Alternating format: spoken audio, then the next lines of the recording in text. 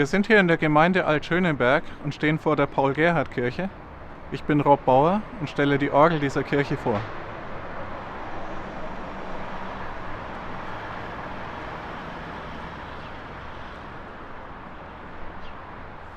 Wir sind hier an einer der schönsten und interessantesten Orgeln der Stadt und ich mag dieses Instrument wirklich ganz besonders. Es ist eine Orgel der holländischen Firma Flentrop aus dem Jahr 1965.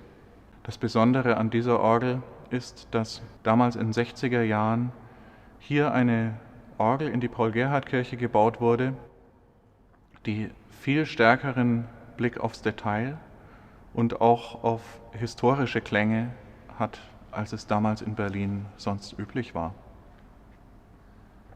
Wir haben hier Register, denen man die Historie der holländischen und damit der norddeutschen Orgelbaukunst wirklich noch sehr anhört und die jedes für sich im Raum wunderschön klingen. Also den Prinzipal 8-Fuß im Hauptwerk allein.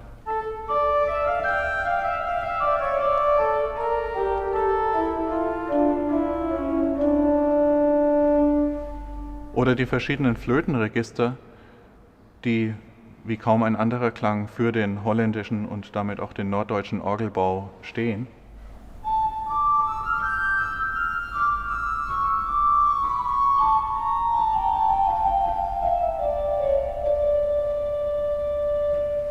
Und damit ist die Besonderheit hier, dass wir ein Instrument haben, dem man diesen historischen Bezug ansieht, was aber gleichzeitig eine moderne Orgel ist, die auch in die moderne Architektur dieses Kirchenraumes wunderbar eingepasst wurde, wo man den Eindruck hat, als die Kirche so gebaut wurde, dass die Orgel in dieser Form bereits mitgedacht wurde und umgekehrt.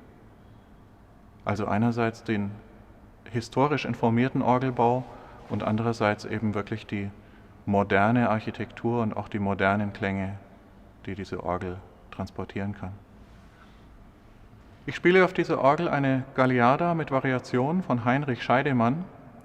Das ist zwar kein holländischer Komponist, aber er war ein direkter Schüler des bedeutendsten holländischen Organisten und Komponisten von Jan Pieterszoon Sweelinck.